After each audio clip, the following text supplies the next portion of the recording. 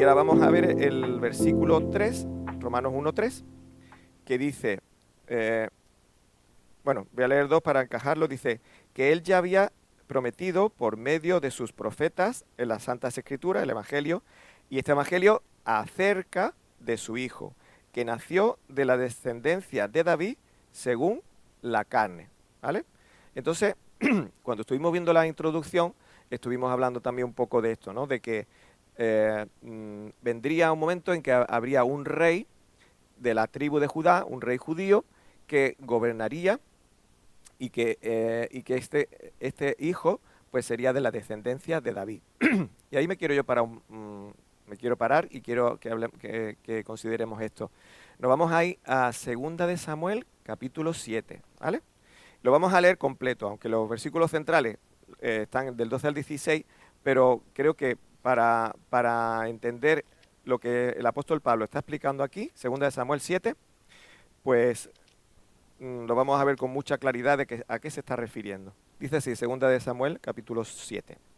Dice, sucedió que cuando el rey ya moraba en su casa, es el rey David, y Yahvé le había dado descanso de sus enemigos por todos lados, el rey dijo al profeta Natán, mira, yo habito en una casa de cedro, pero el arca de Dios mora en medio de cortinas. Entonces Natán dijo al rey, ve, haz todo lo que está en tu corazón, porque Yahvé está contigo. Es decir, que ese deseo que David está manifestando, Natán, que es el profeta, digámoslo así, está poniendo el filtro y le está dando el aprobado que viene de parte del Señor, ¿vale? Versículo 4. Y sucedió que esa misma noche la palabra de Yahvé vino a Natán diciendo, ve y di a mi siervo David, así dice Yahvé, ¿eres tú el que me va a edificar una casa para morar en ella? Pues no he morado en una casa desde el día en que saqué de Egipto a los hijos de Israel hasta hoy, sino que he andado errante en una tienda, en un tabernáculo.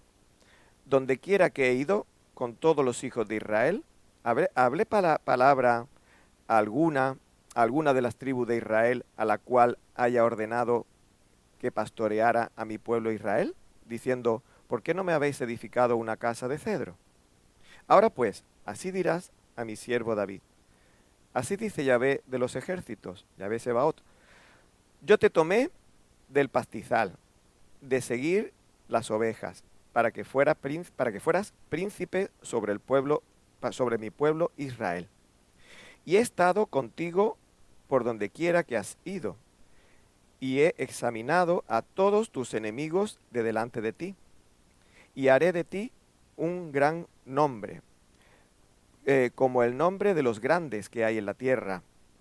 Asignaré también un lugar para mi pueblo Israel, y lo plantaré allí, a fin de que habite en su propio lugar, y no sea perturbado de nuevo, ni los aflijan más los malvados como antes. Y como desde el día en que ordené que hubiera jueces sobre mi pueblo Israel, te daré reposo de todos tus enemigos, y Yahvé también te hace saber que Yahvé te edificará una casa. O sea que es Yahvé quien edifica la casa. Cuando tus días se cumplan y reposes con tus padres, levantaré a ti descendiente después de ti, el cual saldrá de tus entrañas, y estableceré su reino. ¿Vale? Este es un versículo central e importante. Él edificará casa a mi nombre, y yo estableceré el trono de su reino para siempre. Yo seré padre para él, y él será hijo para mí. Cuando cometa iniquidad lo corregiré con vara de hombre y con azotes de hijos de hombre. Pero mi misericordia no se apartará de él, como la aparté de Saúl, a quien quité de delante de ti. Tu casa y tu reino permanecerán para siempre delante de mí. Tu trono será establecido para siempre. Conforme a todas estas palabras y conforme a toda esta visión, así habló Natán a David. Entonces el rey David entró y se sentó delante de Yahvé y dijo, ¿quién soy yo, oh Yahvé Dios, y qué es mi casa para que me hayas traído hasta aquí? Y aun esto fue insignificante ante tus ojos, oh Yahvé Dios, pues también has hablado de la casa de tu siervo concerniente a un futuro lejano. Y esta es la ley de los hombres, oh Yahvé Dios. ¿Y qué más podría decirte, David? Pues tú conoces a tu siervo, oh Yahvé Dios, a causa de tu palabra, conforme a tu propio corazón. Tú has hecho toda esta grandeza para que la sepa tu siervo. Oh Yahvé Dios, pero por eso tú eres grande, pues no hay nadie como tú, no hay Dios fuera de ti, conforme a todo lo que hemos oído con nuestros oídos. ¿Y qué otra nación de la tierra es como tu pueblo Israel, al cual viniste a redimir para ti como pueblo, a fin de darte un nombre y hacer grandes cosas a su favor y cosas portentosas para tu tierra ante tu pueblo que rescataste para ti de Egipto, de naciones y de sus dioses? Pero tú has establecido para ti a tu pueblo Israel como pueblo tuyo para siempre. Y tú, Yahvé, has venido a ser su Dios. Y ahora, oh Yahvé Dios, confirma para siempre la palabra que has hablado acerca de tu siervo y acerca de su casa, y haz según has hablado. Y sea engrandecido tu nombre para siempre, al decirse, Yahvé de los ejércitos, Yahvé Sebaot, es Dios sobre Israel, y que la casa de tu siervo David sea establecida delante de ti. Porque tú, oh Yahvé de los ejércitos, Dios de Israel, has revelado a tu siervo diciendo, yo te edificaré casa. Por tanto, tu siervo ha hallado ánimo para elevar esta oración a ti. Ahora pues, oh Yahvé Dios, tú eres Dios, tus palabras son verdad, y tú has prometido este bien a tu siervo. Y ahora ten a bien bendecir la casa de tu siervo, a fin de que permanezca para siempre delante de ti, porque tú, oh Yahvé Dios, has hablado, y con tu bendición será bendita para siempre la casa de tu siervo. Es un capítulo espectacular, espectacular. Y vemos como Dios está hablando, por no entretenernos, sería para comentar el capítulo, pero no es el tema. Pero Dios le está hablando a David, como siervo suyo, acerca de que va a poner un rey, que va a ser un rey para siempre. Claro, ¿quién fue el hijo inmediato de David? Fue Salomón, ¿verdad? Entonces, claro, si leemos el versículo 12, 13, 14, 15, que dice, cuando tus días se cumplan y repose de tus padres, levantaré a tu descendiente después de ti, el cual saldrá de tus entrañas y estableceré su reino. Este es Salomón, puede ser Salomón también. Él edificará casa a mi nombre y yo estableceré el trono de su reino para siempre. Salomón, pero claro, Salomón muere. Versículo 14, yo seré padre para él y él será hijo para mí. Cuando cometa iniquidad, lo corregiré con vara de hombres y con azotes de hijos de hombre. Esto es Salomón. Ya no lo podemos aplicar a Yeshua, al hijo. Pero claro, el versículo 12 y 13 sí lo aplicamos también, no solo a Salomón, sino también a ese hijo que habría de reinar, que es de la descendencia de David, que tendría un reino para siempre, ¿vale? Por eso el 12 y el 13 lo podemos aplicar a Salomón, pero también lo aplicamos sobre todo a Yeshua, al Hijo, ¿vale? Y luego dice el 15, pero mi misericordia no se apartará de él como la aparté de Saúl, a quien quité de delante de ti. Tu casa y tu reino permanecerán para siempre delante de mí, tu trono será establecido para siempre. Este versículo 16 también está aplicado a Yeshua. Sin embargo, el 15 está aplicado a Salomón. Entonces, aquí la profecía está haciendo un engranaje en Salomón, pero también en Yeshua. Salomón habría de morir, pero Salomón es parte de esa descendencia que iba a desembocar en el Hijo de Dios, que es el Hijo de David, que iba a tener un reino para siempre. Entonces, este versículo también 14, tenemos un detalle importante, interesante, porque dice, yo seré padre para él, estamos pensando en Salomón, y él será hijo para mí. Es decir, que Dios mismo adopta como hijo a Salomón, con lo cual esa descendencia iba a ser hijo, hijo de Dios, ¿vale? Por eso a los reyes de Israel también se le llaman hijo de Dios, porque Dios adoptó como hijo a Salomón y a su descendencia. Y entonces, por eso se le llama a los reyes hijo de Dios, ¿no? Entonces, vemos muchas más cosas, pero no nos vamos a entretener mucho más. Vemos cómo Dios está hablando de su pueblo, que este rey tiene un pueblo y tiene una nación, vamos a llamarlo así, que es Israel, ¿no? Y que dice que es un pueblo, su pueblo para siempre. Entonces, esos son detalles muy importantes y muy a tener en cuenta cuando estamos analizando y estamos estudiando la epístola a los romanos, y más en el contexto que nosotros venimos, ¿no? Cuando se nos enseñaba que la teología del reemplazo se nos decía que Dios había desechado a su pueblo Israel para escoger a una iglesia gentil que no tiene nada que ver con su pueblo Israel. Y que entonces ya solamente se hablaba como mucho de un Israel espiritual, pero que Dios había desechado a su pueblo. Eso es una teología que se adoptó, vamos a decirlo así, sobre el siglo XVIII-XIX, y que ha hecho mucho daño. Entonces, aquí vemos dos cosas. Tenemos un rey que va a venir, que va a reinar para siempre, que su reinado lo va a establecer para siempre, que es el versículo 12, y tenemos un pueblo que es el pueblo de Dios para siempre, ¿vale? Entonces, esos son puntos muy importantes, ¿no? Dice, un hijo tuyo, esto ya estamos ya en el texto de Romanos, ¿vale? Un hijo, espérate, que lo encuentre, se me ha ido. Dice, vuelvo a leer el 3, dice, acerca de su hijo que nació de la descendencia de David según la carne, ¿no? Entonces, hemos visto aquí un hijo tuyo cuyo reino y dinastía serán eternos, ¿vale? Entonces, cuando el Señor vino y le preguntó, y estuvo delante de Herodes, y Dios le dice, Herodes le dice, ¿eres tú el rey? ¿Qué le responde? Dice, mi reino no es de este mundo. Dice, si mi reino fuera de este mundo, mis seguidores pelearían por salvarme, por cuidarme, ¿no? Por protegerme, ¿no? Entonces, ¿qué ocurre? Si Yeshua era ese rey que se esperaba y que tenía que establecer ese reino, que era un reino eterno, cuando viene Yeshua, eso no ocurre. Sin embargo, Yeshua sí es rey, solo que ese reino no se había establecido todavía. Había algo pendiente, y era que ese rey, que era Yeshua, tenía que gobernar sobre un pueblo, que ese pueblo fuera un pueblo ya santo, purificado. Entonces, él no podía reinar en ese momento porque venía precisamente a arreglar eso.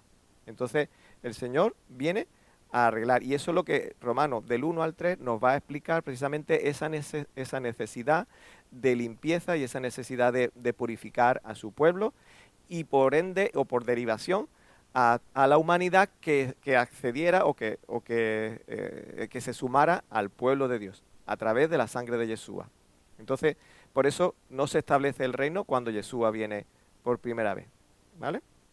Luego viene el versículo 4 y dice, y que fue declarado, que hoy lo ha mencionado Luis en su estudio, que fue declarado Hijo de Dios con poder, conforme al Espíritu de Santidad, por la resurrección de entre los muertos, nuestro Señor Jesucristo, ¿vale? Entonces, este es un versículo importante, ¿no? Dice Hijo de Dios. Pero claro, no dice Hijo de Dios nada más. Dice Hijo de Dios, fue declarado Hijo de Dios con poder, ¿vale? Entonces ahí hay una diferencia, ¿no? Precisamente estábamos hablando hace un rato, conversando Rubén y yo, acerca de cuando se presentan delante de Yahvé, se presentan los hijos de Dios para hablar cuando en el capítulo 1 de Job, ¿vale? Y dice que se presentaron los hijos de Dios. Luego, esa palabra o esa frase, hijo de Dios, hay que analizarla en muchas maneras, ¿no? Hijo de Dios, aquí hemos visto que de la dinastía, digamos, de David, como Salomón había sido adoptado como hijo, son hijos de Dios. Luego también los que nacemos de Dios, también somos hijos de Dios. Pero aquí tenemos un hijo de Dios, podríamos decirlo con mayúscula, ¿vale? ¿Cuál es la diferencia? Porque dice hijo de Dios con poder. ¿Y con poder por qué? Porque fue resucitado de los muertos Y entonces tendríamos que preguntarnos, bueno, ¿qué ocurre que se ha resucitado de los muertos? ¿Y por qué la muerte y el sepulcro no lo pudieron retener, ¿no? Entonces son cosas que nosotros tenemos que pensar, ¿no? La palabra nos enseña, que lo vamos a ver en el capítulo 3, Romanos 3:23, dice, porque la paga del pecado es la muerte. Entonces, eh, por eso la muerte no pudo retener a este Hijo de Dios. Al no poderlo retener, fue levantado, como dice aquí, por el Espíritu de Santidad, es decir, en el poder del Espíritu de Santidad. Y eso es una señal de que quien muere ahí es el Hijo de Dios, el cual transmite y manifiesta vida y manifiesta también las virtudes y los atributos del Padre. Por eso este Hijo de Dios es sin pecado y como es sin pecado, su cuerpo muere, pero él puede resucitar y resucita. Y cuando es resucitado, es declarado Hijo de Dios con poder. Y eso se nos viene Mateo capítulo 28, que lo vamos a leer, capítulo 28, desde el 16 al 18. Pero los 11 discípulos se fueron a Galilea, al monte que Jesús les había señalado. Cuando le vieron, le adoraron, mas algunos dudaron. Y acercándose Jesús les habló diciendo, toda potestad, aquí dice, toda autoridad me ha sido dada en el cielo y en la tierra. Es decir, que toda potestad, y eso no lo había declarado nunca antes Yeshua. ¿Por qué? Porque todavía no había resucitado, pero aquí sí, ¿vale? Aquí sí. Entonces, él declara con todo el derecho, con toda la autoridad que toda autoridad le ha sido dada en el cielo y en la tierra, ¿vale?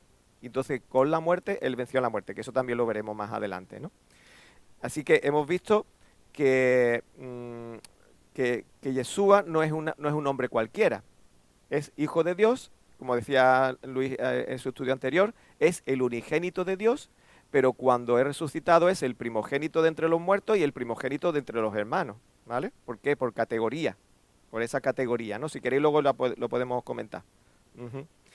Y luego, para seguir argumentando de que este Yeshua no era cualquier persona, pues si nos vamos a Lucas 1:35, que dice, respondiendo el ángel, le dijo, el Espíritu Santo vendrá sobre ti y el poder del Altísimo, le está hablando a María, y el poder del Altísimo te cubrirá con su sombra, y por eso el santo ser o lo santo que nacerá será llamado Hijo de Dios, ¿vale? Porque no era un ser cualquiera, es el Hijo de Dios, y aquí es el Hijo de Dios vindicado con poder, es decir, demostrando de que teniendo la naturaleza humana, superaba los límites de la naturaleza humana y por lo tanto es hijo de Dios con poder y tiene la autoridad pues para derivar vida, tiene la autoridad para derivar las virtudes y los atributos que Dios da a las personas dentro de lo que Dios da, incluso los dones, ¿no? Y los ministerios, ¿no? Y otro versículo que también el Señor mismo le dice a los fariseos, en Juan capítulo 8, versículo 23, dice, y Jesús les decía, vosotros sois de abajo, yo soy de arriba, vosotros sois de este mundo, yo no soy de este mundo. Él mismo está declarando quién es Él, ¿no? Entonces él no es cualquier Adán, es Adán, es hijo de Adán, pero no es cualquier Adán, ¿no? Él es de arriba y no es de abajo, ¿no? Y volvemos entonces a 1.5, Romanos 1.5, seguimos con el texto, que dice, por medio de quién hemos recibido la gracia, por medio de Jesucristo, como he dicho antes, recibimos la gracia y el apostolado para, aquí dice esta palabra que es muy, muy aclaratoria, para promover la obediencia a la fe entre todos los gentiles por amor a su nombre. Entonces aquí aparece la palabra gracia, que ya la vamos a analizar un poquito más adelante, la vamos a desmenuzar un poquito más adelante, pero sigue diciendo, dice, y hemos recibido el apostolado, ¿vale? Hemos recibido la gracia y hemos recibido el apostolado. Ya hemos hablado del apostolado, que era el ser enviado para llevar esa luz, para llevar ese mensaje a todas las naciones, ¿vale? Pues nosotros, y al igual que el apóstol Pablo, recibimos ese apostolado, ese oficio, por decirlo de alguna manera, de embajador, de misionero, todos somos eso, ¿no? Y que también dice, y sigue diciendo, este apostolado ha sido recibido para promover la obediencia a la fe entre todos los gentiles, para la obediencia a la fe. Esa, ese promover, ¿vale?, a la obediencia, me llama mucho la atención, ¿no? Porque es algo que nosotros en otro tiempo hemos obviado. Hemos pensado en la fe, hemos pensado en creer, pero aquí está hablando que ese apostolado es para ir y enseñar y decir que hay que obedecer a la fe, ¿vale? Hay que obedecer a la fe. Y la palabra fe también la vamos a desgranar un poquito más adelante y también vamos a aprender muchas cosas de esta palabra, pero todavía no. La palabra fe, sí vamos a decir, es la palabra griega pistis, en hebreo la conocemos muy bien, que es emuná, ¿vale? Que es, uno de sus significados es fidelidad, ¿vale? Entonces, para la obediencia a la fe, para la obediencia a esa fidelidad que tenemos que tener, ¿a qué? Pues a esa palabra escrita que nos había sido dada, las Santas Escrituras, ¿vale? Que es lo que Pablo está mencionando, ¿vale? Y ahora es curioso porque el apóstol Pablo está diciendo aquí a estos romanos que tienen que ser apóstoles, vamos a llamarlo así, enviados para para promulgar esa obediencia a la fe de los gentiles. Luego quiere decir que esa obediencia no ha sido promulgada solamente para el pueblo de Dios, sino que está diciendo que los gentiles se deben también a esa obediencia a la fe. Ya veremos cómo, ¿vale? Ya veremos cómo, pero los gentiles están llamados a esa obediencia a la fe. Y esta obediencia, ¿por qué? Porque viene un capataz y te está dando con el látigo en la cabeza. No, porque dice aquí al final del versículo 5, para promover la obediencia a la fe entre todos los gentiles por amor a su nombre. Por amor a su nombre. Y parte de esto de por amor a su nombre y esa divulgación lo hemos visto en este segundo de Samuel capítulo 7. Porque también estaba hablando de eso, de que su pueblo, en teoría, tenía que llevar ese mensaje a todas las naciones por amor de su nombre, ¿vale? Vamos a ver un poquito de eso. El Señor dijo, si me amáis, guardaréis mis mandamientos. En la versión de Reina Valera dice, guardad mis mandamientos. A mí me gusta mucho como dice la Biblia de la América, porque lo pone como una consecuencia. Si me amáis, guardaréis mis mandamientos. Es decir, si vosotros me decís que me estáis amando, es que estáis guardando mis mandamientos. Dice, y mis mandamientos no son gravosos, Juan 14:15, ¿no? Entonces, el Señor nos está llevando precisamente a eso, a promulgar esa obediencia a la palabra. La obediencia, tenemos una palabra que también conocemos del hebreo, que es la palabra Shema, que significa escuchar, pero no solamente significa escuchar, que eso lo que están haciendo el discipulado lo están aprendiendo muy bien, significa obedecer y también poner atención, ¿vale? Entonces, nos va ampliando mucho más el significado cuando dice que tenemos que precisamente llevar eso para que escuchen y para que obedezcan, ¿vale? Y somos enviados a las naciones precisamente para esto, ¿no? Y por último dice, por amor, ¿a qué? A su nombre, ¿vale?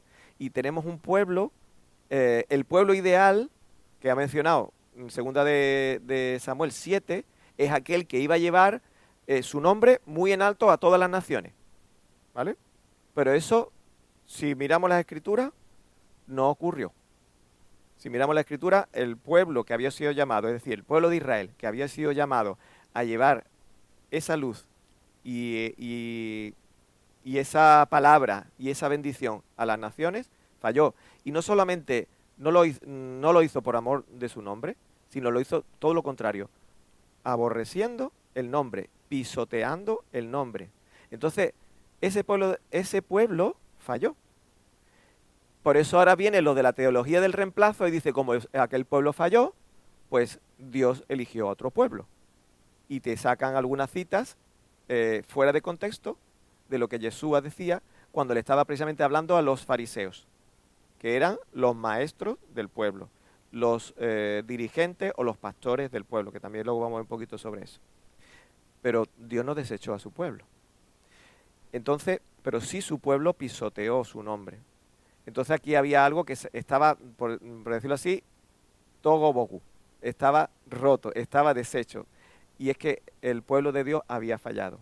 pero Yeshua vino precisamente pues para arreglar eso, ¿no? Y entonces, por medio de su sangre, él le dio la vuelta y aquel pueblo que había pisoteado su nombre y que tenía esa misión de llevar su palabra al mundo entero, pues toma pueblo, ingresa nuevo pueblo a su pueblo, a Israel, para que por amor a su nombre lleven ese mensaje de obediencia a la fe, ¿vale? Y ahí donde el Señor nos va incluyendo a nosotros. A esos romanos, vamos a decir, vamos a hablarlo en sentido más literal y más directo, a esos romanos, que esos romanos ya hemos dicho que eran una comunidad, una iglesia que estaba compuesta por creyentes de origen gentil y creyentes de origen judío, ¿vale? Ahí están todos. Es una representación de lo que el Señor, el plan de Dios, tiene para su pueblo, y precisamente en Roma, capital del imperio, precisamente en Roma, donde luego se daría la vuelta en el siglo IV, como ya sabemos, por Constantino, y vendría un pseudo, ¿cómo diría? Una pseudo creencia de lo que Dios quería enseñar, que es ese falso cristianismo, le voy a llamar así, ¿vale? Ese falso cristianismo, podemos llamarle catolicismo si queréis. Luego deriva también protestantismo y muchas tradiciones, ¿no? Entonces, pero todo viene de Roma, y está hablándole a esos creyentes en Roma, ¿no? Bueno, a ver si me gustaría terminar el versículo 7, a ver si me da tiempo. Pasa que ya no estoy cumpliendo mi palabra de parar a la menos cuarto. Bueno, dice, versículo 6, entre los cuales estáis también vosotros, llamados de Jesucristo. Está hablando a estos romanos, ¿verdad? Llamados a ser, llamados de Jesucristo, ¿vale? Entonces, vosotros estáis también llamados, vosotros romanos, estáis también llamados, vosotros sois también de aquellas ovejas que Cristo llamó, ¿vale? Mis ovejas oyen mi voz, yo las conozco y me siguen, ¿vale? Y recordemos que el Señor dijo, yo no he venido, Mateo 15:24, yo no soy enviado sino a las ovejas perdidas de la casa de Israel.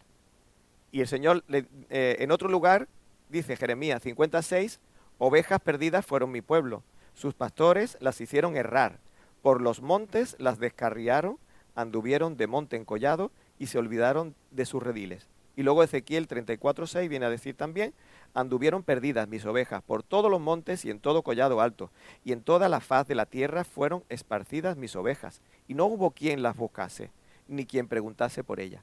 Así estaba el pueblo. ¿Por qué? Porque tuvo malos pastores y malos dirigentes, ¿vale? A esos son los que el Señor desechó, ¿vale? Y ahora el Señor, Pablo le está llamando a estos romanos, que son esos llamados, es decir, que son esas ovejas que escuchan su voz y responden, ¿no? Así que ni gentiles ni griegos, ¿vale? Son ese Israel de Dios. Vamos a llamarle así, como la palabra misma lo indica, ¿no? Y esos son los llamados de Jesucristo. Y ya para terminar este apartado o este bloque, versículo 7, a todos los amados de Dios que están en Roma, llamados a ser, otra vez la palabra llamados a ser santos. También se puede decir llamados santos porque la palabra a ser está añadida.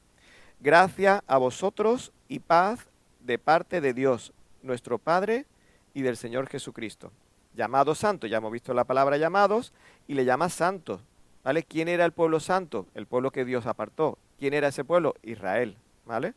Entonces la palabra santo, que ya hemos dicho que era kadosh en hebreo y agios en griego, que es algo que es apartado para un uso honroso. Pues ese apartado que tenía para un uso honroso que Dios le había dado a su pueblo, que lo vemos en Éxodo 15, 19, 5, lo vamos a leer, que dice, ahora pues, está hablando el Señor en Éxodo 19, 5 a su pueblo que ha salido de Egipto. Ahora pues, si diereis oído a mi voz y guardareis mi pacto, vosotros seréis mi especial tesoro sobre todos los pueblos, porque mía es toda la tierra. Importante esta frase, mía es toda la tierra. Oír su voz quiere decir que Él llama para ser apartado. ¿A quién llama? Al que guarda su pacto. Y por eso nos llama a ser santos. Y luego el versículo 6 dice, y vosotros me seréis un reino de sacerdotes y gente santa.